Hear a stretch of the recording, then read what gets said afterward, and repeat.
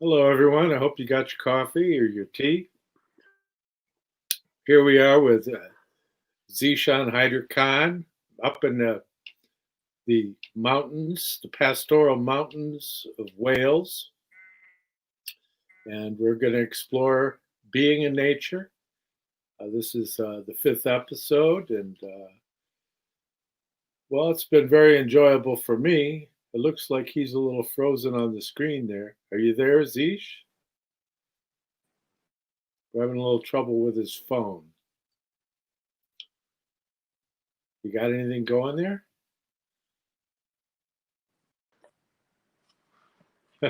Is that you, Uh-oh. John? This could be a difficult one. There. Okay, Well, talk while you okay. can. How you doing there, buddy? Oh, good, brother John. Okay. So we're gonna try and we're really good. Polytunnel's just arrived today, so as they say in Game of Thrones, winter's coming. So yeah, we're good. We're good. We're up on the mountain. We've had quite crazy rain, and they talk about climate change. Well, man-made climate change. I don't, it's clearly evident from Harvard studies that Bill Gates is messing with our weather. But thank God for the works of John and the Christian Rosenkreutz and all this wisdom, this perennial wisdom and this ageless teachings and the sun, and for me, there's late Jim Rohn, just those stories. There's so many stories out there, and my son was 14 recently, and we got him one of Isabel Wyatt's books, and for us now, it's really about the stories that we're listening to, not being ignorant, but just staying focused on the stories that we're creating. John mentioned it in the last live that it's about the children. So we're just doing the very best that we can now to think about the stories that we're telling our children, living, and the stories that we're listening to. Like at the moment, doing a lot of just reading, like John, John in the Bible. I don't know much, and I've sat with the wisest of people. I'm grateful to be sat here now with John. And I just know that I just don't know that much. And so I'm doing, like today I was listening to John sent me something on Goethe and the green snake and the story of John the Fair.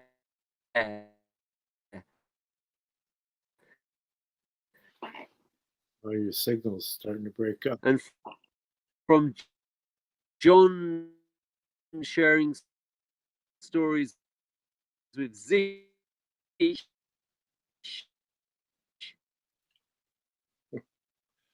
Well, I think we got a goofy signal here. Yeah, it's all about stories, isn't it? I mean, and those are the things that give your imagination a vehicle to express your relationship to spiritual impulses in a free way, because they don't over define, they don't over intellectualize this content that one can receive from the spiritual world. And so, reading stories about like Goethe's Green Snake and the Beautiful Lily, or the Chemical Wedding of Christian Rosenkreutz, these things fortify you with a spiritual nourishment that connects you to very profound inspirations that one can receive from the spiritual world. And it's important not to get too intellectual about these things, but just let them kind of like warm your heart and take that warmth of the heart and enliven your thinking so that you can develop the realm of imagination. And from there, go from imagination to inspiration and then to intuition. course, the path of intuition is the path laid out by Rudolf Steiner in his book, The Philosophy of Freedom, which has also been published under the title The Philosophy of Spiritual Activity. And that is basically a study of thinking about thinking. What is thinking? What happens when you think? And that's so important for being human, because really that's how we stand apart from the other animals in nature. I mean, being that we're not an animal and we could think, we walk upright, we could speak. And so these are three gifts that we receive through the agency of the Christ impulse into human evolution. And so it behooves us to cherish these connections that we have to our divine inspiration, so that we can lead us forward in the future. And so, what are we confronted with today? We're confronted with a scientism that's binary, mathematical, mechanical. It's this macro technics environment that they're trying to build around us to try and diminish our humanity, and it behooves us to safeguard our humanity through wholesome food and being in nature.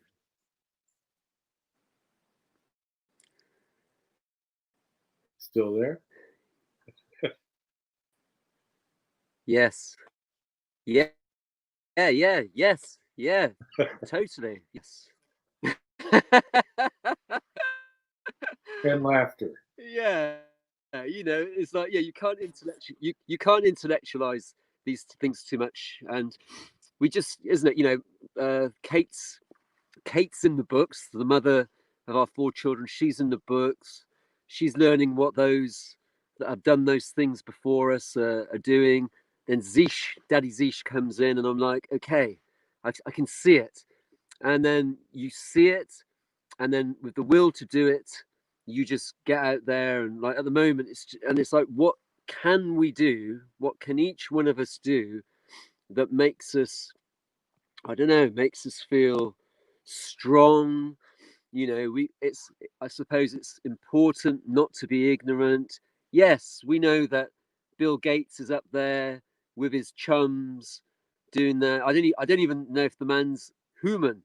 And I heard a wise man say, he says, I totally get it, like if a kid's afraid of the dark, but I don't get it when an adult's afraid of the light. And so for me now, it's like when it's raining, what can I do? And I think it's all just an illusion. It's all an illusion. And and we just focus on what we want to see in this world. We take action. I think that's really important. We take the action. And I think that one of the best ways that we can do that is a great man in America that I'm really inspired by here. He came over to Britain a few years ago.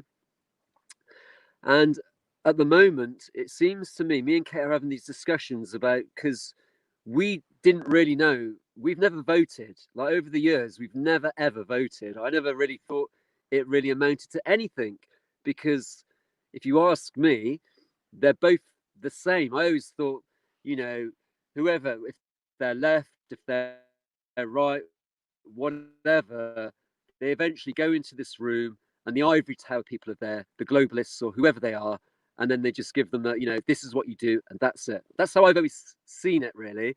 And if I was to ever have voted for anybody in my rebellious youth, it would have been Monster Raving Loony Party. And then recently we thought, well, maybe we should consider this. But even now, like seeing what's happened or what's happening, I don't really, and I really think this is really important. We shouldn't put all our hopes on like one human being. And those stories that are being told to us out there, they're out there. And I go off the mountain. I go down to the local. I went to the local village post office yesterday to send out some superfood to friends and stuff, and some oils and everything. And I was like, they were like, "Put your mask on," and I was like, "Oh my god, I forgot all about it." you know, and it's like you did, and then I went into the store, and because it's like it was set up by old hippies back in the day, I was able to just be like, you know, it's just a story. They're just the stories that were being told. So I think it's really important to live by our story and to think about the future generations and to start planting those seeds. And they can be metaphors. They can be, and I try and see most important thing that I can do as a dad is just to feed the family. And oh yeah, that's what I was trying to say is like the lunatic farmer in Virginia, Joel Salatin. If you don't know about him, it's really important that we all just connect with the work that he's doing. And me and Kate were just going, well, you know, you got socialism and this this seems to be Britain is socialism. Because I wonder, I'm like, why? What is it that, like, why? You know, Betsy and I heard Betsy and Thomas recently say something like, "Oh, we didn't realize," and I sensed this almost like an element of, I was like, wow, they really thought that if I was to say to John now, I sent John an email going, John, you know, I really think that Sharia laws coming into the UK, that then someone would knock on our doors and tell us that, you know, you can't do that. And like we'll see that. Do you remember when COVID happened, John? And we've seen all these pictures all over China. It was like someone was allowing us to watch all these little scenes going on in China. Then we've seen the 8 minutes of George Floyd. You know, this brutality on a human being. That's AD and also show that to flex their authority. And we get shown these little stories in all these different places. And they're showing us these things. And it's like where are we to? Like, where are we to with our stories? And like Britain, this socialist construct. But in my Zeesh world, with our family, what we're thinking about, and governments have taken away £1,000 off a family a month and everything, and we could be there going, oh, you know, we're victims, me too, and all this, but we're not. We're just thinking, what can we do today to make it better for tomorrow? And it's something as simple as just the will to do it. And John mentioned the imagination, focusing on creating a wealthy, enlivening imagination and focusing on strengthening the will. So, John, what can a brother or sister do to strengthen their will and to have a wealthy imagination? What can we do?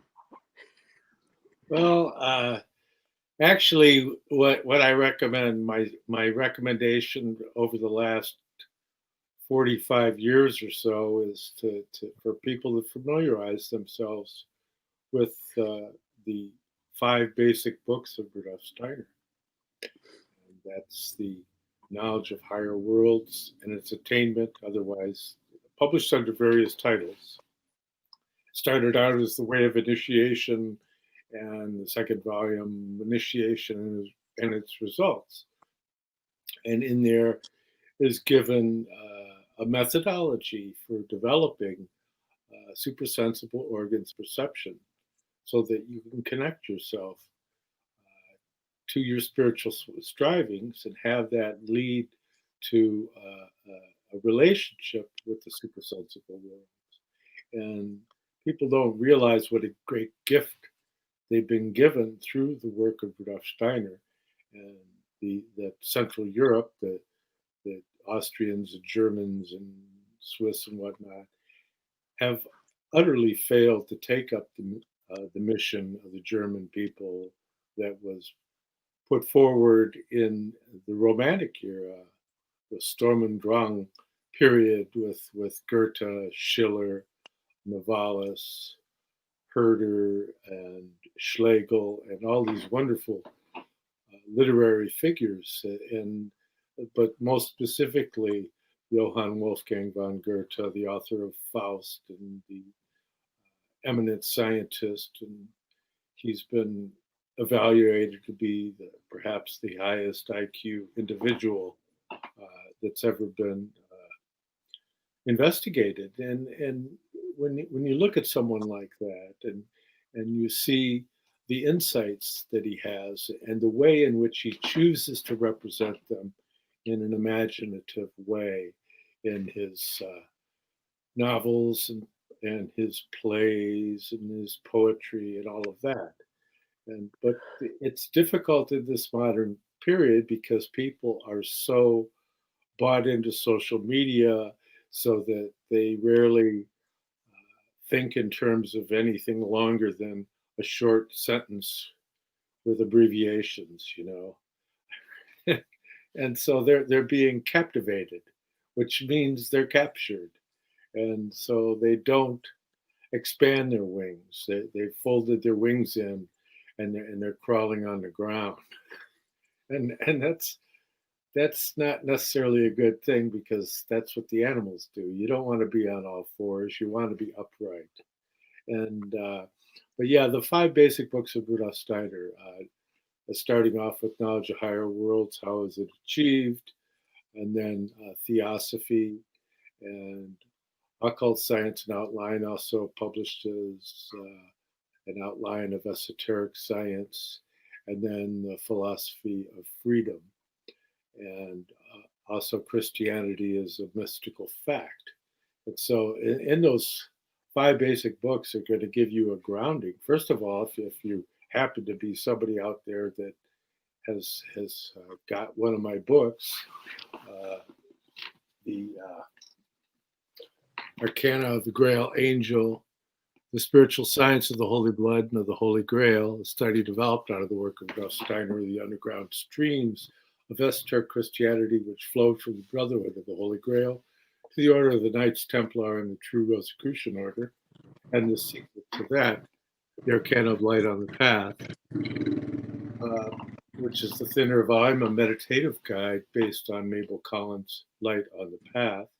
And they both, of course, include many cosmological diagrams that will give you an understanding to be able to decipher the myths, legends, and lore and the symbolical features of initiation that have been passed on through posterity from the Christian initiates in the West. And that is something that has to be maintained, especially when you see that there's destructive forces working in the world, like trying to destroy Notre Dame Cathedral is really emblematic of the perplexing times in which we're living. And so we have to really take up the task. We have to be our own cathedral because they're trying to take the cathedrals away from us. They're destroying churches. So we have to bring about a sacred environment. Bless your food. Consecrate your experiences. Live with moments of prayer in your daily life and moments of silence, because they want to take that away from you. They want to keep you distracted with endless chatter on social media and superficial thinking. Rudolf Steiner said for Ahriman, or the forces of materialism, to succeed, all they would need to accomplish is to keep you fully occupied with superficial thinking. So that's a really some watchwords to live with, is that you want to have something in your life that connects you to your higher aspirations. And so that being said, I always try throughout the day to include delving into the works of some of the people that inspire me, like Rudolf Steiner or Goethe or Novalis or Stylianos Ateslis. I think of him often. Daskalos, the teacher from Cyprus, or Peter Dunov from Bulgaria is another prominent initiate that came forward and gave out teachings. But there are people out there that, if you pursue these interests, you'll find that people will cross your path, and that's ultimately about being authentic. And one of the reasons why I love doing podcasts with Zeesh is he's so authentic. I mean, you're not hiding anything from anybody, as far as I can tell. Oh, well, yes, I'm doing the best that I'm able to. I'm trying. I'm not even trying. I'm doing better all the time. Building my friendship with you has really helped. Is helping. I think it's important to have elders and friends. They don't have to be here anymore. I often love listening to Louise L. Hay. You know, people that have been through a lot of stuff. They could cry and moan and have everything to not live their life to the fullest for, but they do the very best that they're able to. And you know, as a father, you know, with two children with an incurable diagnosis, their father has always wanted to have something that's better for them, and to know that that label of an incurable diagnosis is just that, it's just the label. And the doctors, and I'm fascinated by, my friend asked me the other day, he says, how do you know all this stuff? And it's like, well, you know so much stuff too about martial arts. Like, if I was to hang out with you today and just learn, like, want to learn about Gracie and all that kind of stuff, you know, it would blow me away. And each one of us has got our own something of value to bring to the table.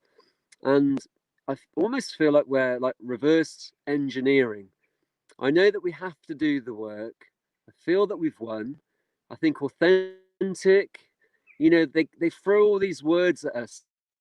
It's like, in, you know, like for me, like for, I think I'm probably a true, so friends say to me, Zish, you know, you're resourceful.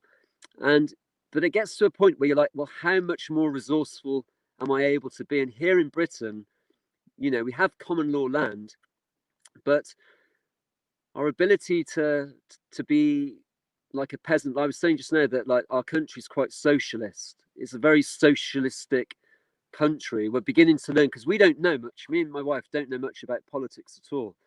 And through seeing the way that people have behaved towards Trump, um, actually, I don't even like calling him Trump. I think he deserves a little bit more respect than that. So, Mr. President of the United States of America, Mr. Donald Trump, I really think that the work that he's doing, and I heard so many people like being rude towards him, and I listened to him, and I'm really conscious actually that I'm saying the word I, but from listening to him and from listening to many people, you start to hear that he's got a very gentle aspect about him, and Oh, he's got a really gentle way. And so I had to listen to him. And you know, me and John do these lives, and there's no planning, and I just think they're going to get better and better the more that we do them.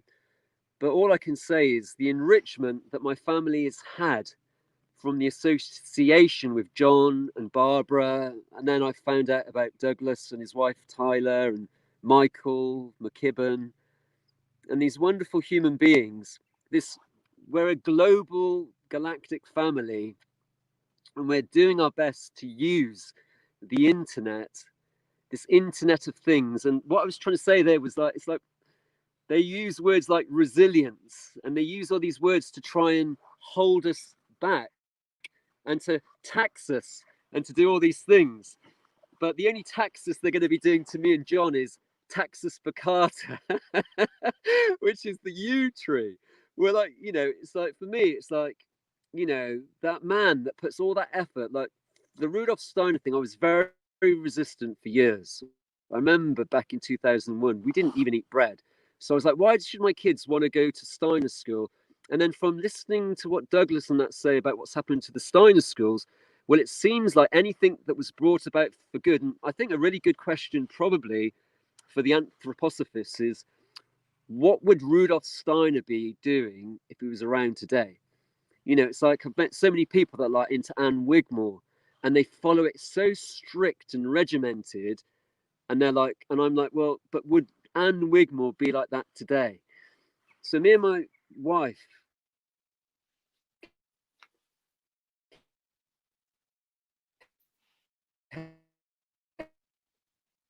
You're breaking up again. For those of you that don't know, Anne Wigmore is Nothing beats. Oh, have I gone? Has Zeesh gone? Well, you're blipping in and out. Wigmore is wheatgrass therapy. I think I've gone. I can't hear you, John. And she helped a lot of people with the wheatgrass therapy. And then there was Victoras Kovitskas, who started a center down in Florida. A friend of mine was one of his assistants. And they've done a lot with sprouts, wheatgrass therapy, and all that. That's wonderful stuff. It appears you can't hear me. So I'll just keep talking because it's continuing in the podcast. Your sound is John, can you hear me? Yeah, now I can hear you. Can you hear me? Yes. Yeah. Oh. Okay. I can't hear you. No? No. Huh. Bizarre. Well, I don't know. Maybe hopefully you'll get your computer.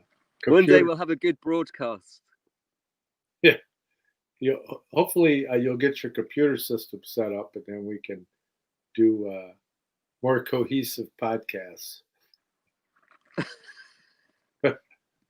That's okay. I haven't trained in lit. Anyway, I can hear you. Go ahead, talk. Speak. Yeah, you speak. Okay, all right. People, I don't know what's happened. I can't hear John. All I can say is thank you.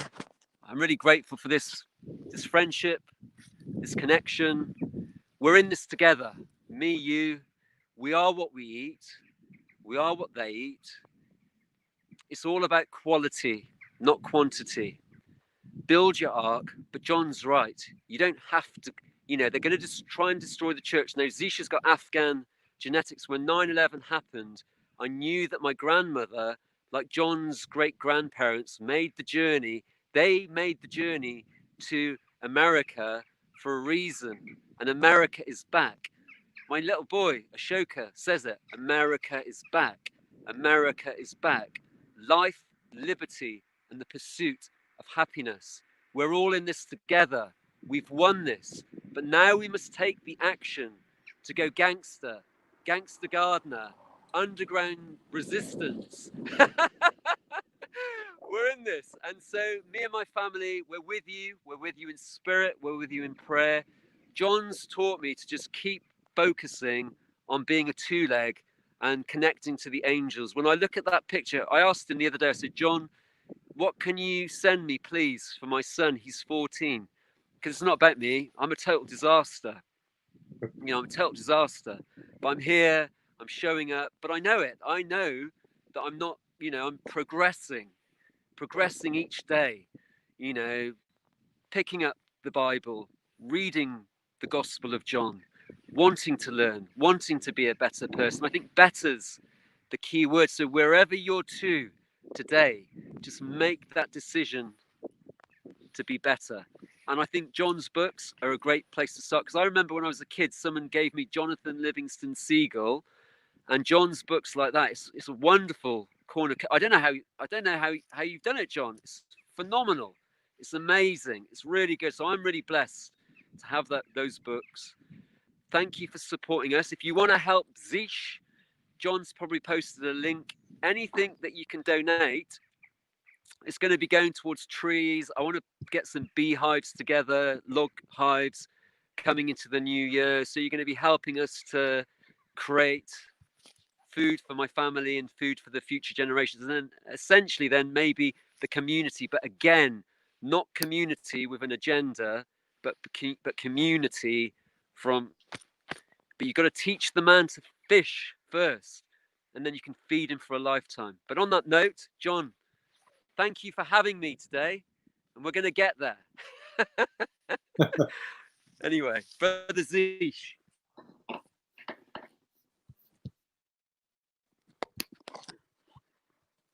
I'm going to mute you here, and then I can tell people how you can contribute to Zeesh and his family. Go to paypal.me/visionary life hacks. That's HAKZ, visionary life hacks. And if you want to buy me a cup of coffee, go to paypal.me/John Barnwell 888. If you wish to get my books, you can go to on eBay here in the United States, and you can get the Arcana of the Grail Angel or Arcana of Light on the Path on eBay. Also, if you're interested, you can go to American Intelligence Media, that's aimfortruth.org, or Americans for Innovation, that's Americans4innovation.blogspot.com, and you can access a lot of the primary documents, and also you can go to the Rudolf Steiner Archive. And so I want to thank Zeesh for coming on here, and please go to the YouTube channel that I have and click on the like and stay connected with me there. That's very helpful. And I just want to thank Zeesh for being such a good family, living in the beautiful countryside of Wales, the country that was really never conquered. They really didn't get there. And the British never really got into Wales the way they got in everywhere else. That's the vastness of Wales. So that's the great Celtic kingdom. And but I want to say goodbye to Zeesh and his family, and thank them so much for their efforts and their contributions. So we'll see you later. Bye. Bye, John. Left you all.